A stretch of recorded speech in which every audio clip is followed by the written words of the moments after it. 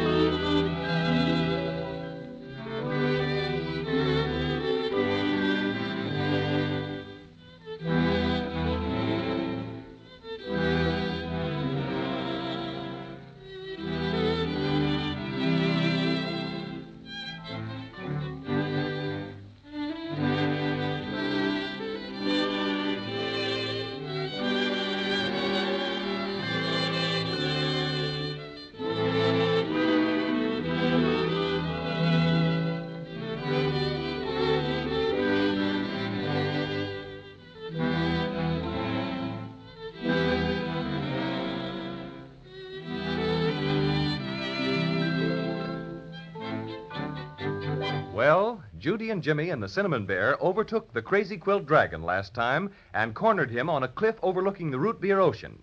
But no amount of persuasion could make him hand over the silver star which he had stolen. So nothing remained but to scare him. And scare him they did. And what did Crazy-Quilt do but leap off the cliff and land kerslosh in the ocean? They rushed down to meet him as he came dripping through the root beer waves, only to discover that he had dropped the silver star when he jumped. It's lost again. Everyone is muchly disturbed, and Crazy-Quilt is hanging his head. This is a pretty kettle of halibuts, if I do say so myself. You're a fine kind of a dragon. First you steal our silver star, and then you go and lose it. Oh, me. Nothing but shame do I get. Shame to the left of me. Shame to the right of me. You're extra bad, and you know it. Now, Jimmy, don't be so mean to Crazy-Quilt. He said he was sorry. Ah, my gracious young lady. Do I detect a note of sympathy in your sweet voice? Can it be possible you feel sorry for me? Well, I didn't exactly say I was sorry for you.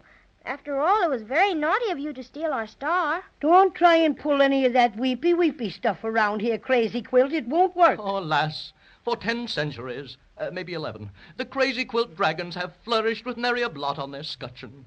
Oh, to think that I must be the one to bring shame to our illustrious name. Oh, there, Crazy-Quilt. Don't feel so bad about it. I must redeem myself. There's no 3 ways about it. I must. Done enough already, you overstuffed villain. That's what I say. You'd better scram before I say boo. Oh, please, please. You know how that horrid word affects me. Don't be so impolite, Jimmy. Let's see what Crazy-Quilt has to say for himself. Oh, thank you, my lovely one. Now, if you could all overlook my past offenses, I'd gladly help you look for the star. Applesauce with raisins in it. Don't let him fool you, children. I really have a good heart, you know. It's made out of red yarn, and it's big and true as true can be. Don't you think you could see your way clear to let me join up with your expedition? Huh? How's about it? I don't know what to say, Crazy-Quilt. Well, I do. We don't trust you, Crazy-Quilt, and that's that. Good for you, Jimmy. Oh, the shame of it all. Oh, agony. Listen, what's that noise, Cinnamon Bear? I wonder. Can you see anybody, Jimmy? No. Look, coming around that rock. Wow. Jiminy crickets. It's the Inkaboos. Run. Run for your lives, everybody. See you later. Wow. Oh, Crazy-Quilt's jumped back into the ocean. Why, look. Those Inkaboos are as flat as can be. They look like paper dolls. Sure. Paper dolls made out of blotting paper with faces drawn on them. Aren't they funny? I don't know about that. They've got pens for spears. And they certainly are scowling, all right. Alto! Oh, don't be silly. How can we halt when we're not moving? Alto!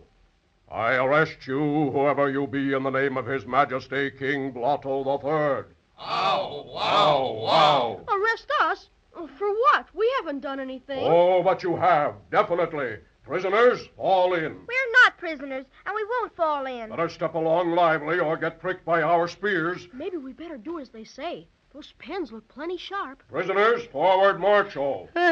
This is an outrage. We haven't done a thing, and, well, we're not going to march. That's what.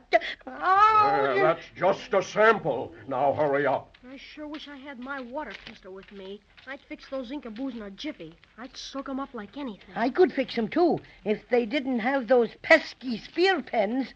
Bless my stuffings, but they're sharp. Look, over there. It's a town. Sure enough. And the houses are made of cardboard. You know, they're sort of wobbling in the breeze. You know what, Jimmy? It looks just like that toy village we got for Christmas last year. See, the walls and the roofs are held together with cardboard flaps.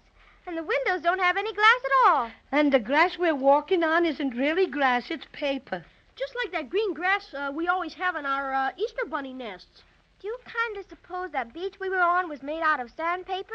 That's very funny. I'd laugh the stuffing out of myself if I wasn't so worried about what these Inkaboos are going to do with us. Let's ask them and find out. That's a good idea. Hey, you, Mr. Blotter. What's the matter? Prisoner, you have uttered the greatest insult that can be insulted at a mighty Inkaboo. Why? Just because he called you a blotter? If you value your skin, you stuffed monstrosity, never say that terrible word again. Why, certainly, if it upsets you that much. But we'd sort of like to know what you're going to do with us. In a few moments, you shall be ushered into the presence of His Imperial Majesty, Emperor of the Inkaboos Incorporated, King Blotto III. Ow, ow, ow. Yeah, and what's King Blotto gonna do? His Majesty will hear the accusations and pass judgment on you. For what? We haven't hurt anybody. I should say not. That has nothing to do with the case, and King Blotto will punish you accordingly. Now, marcho! Ow, ow, ow.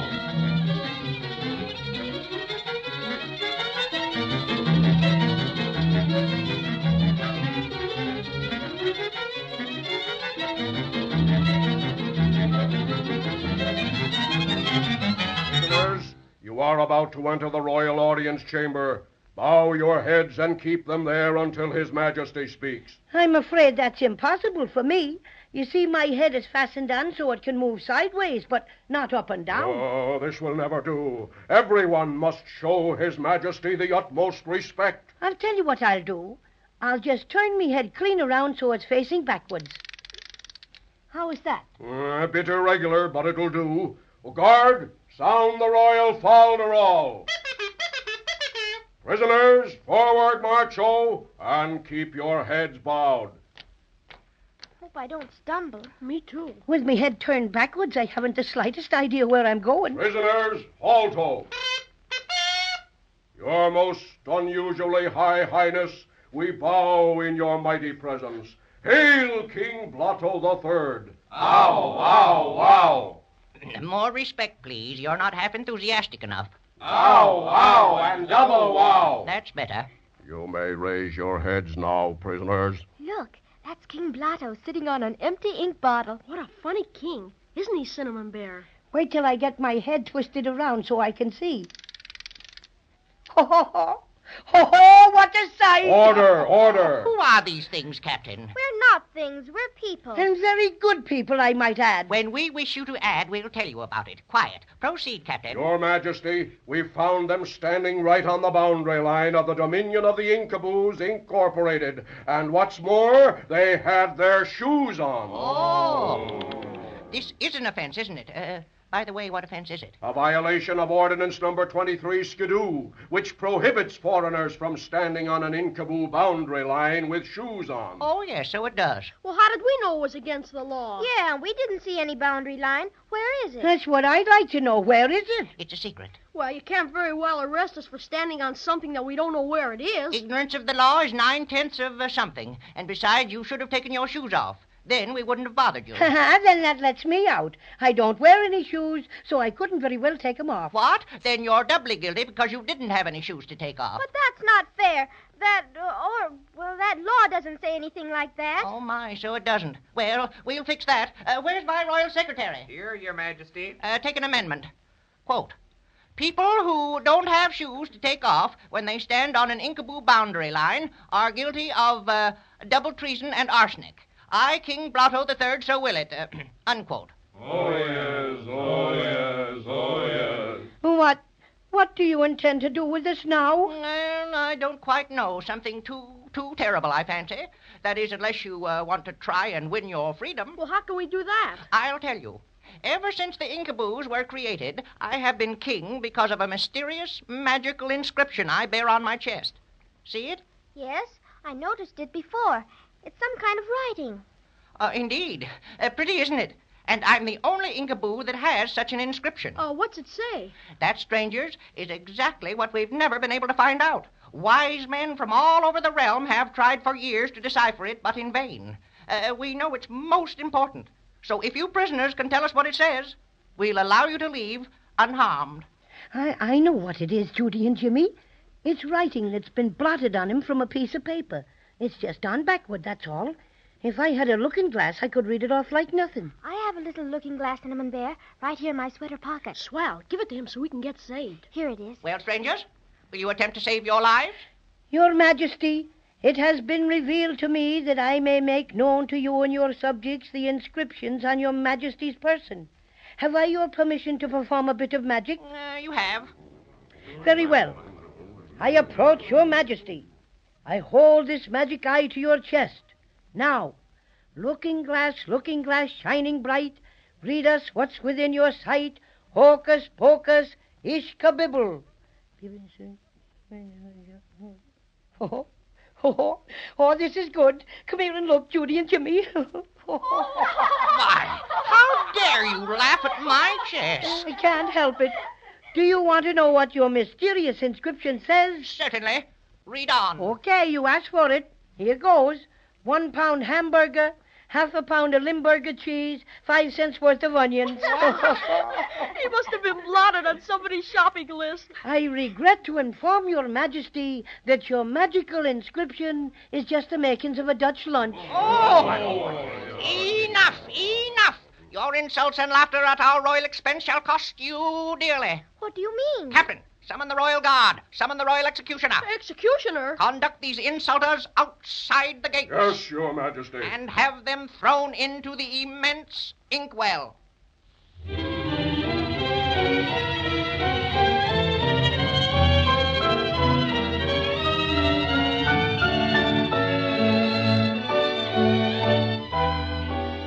Goodness gracious, that sounds bad for our friends, doesn't it? King Blotto III really means business, I'm afraid. It's hard to wait until next time to find out what's going to happen to Judy and Jimmy and the Cinnamon Bear when the Royal Guard and the Royal Executioner take them to the immense inkwell.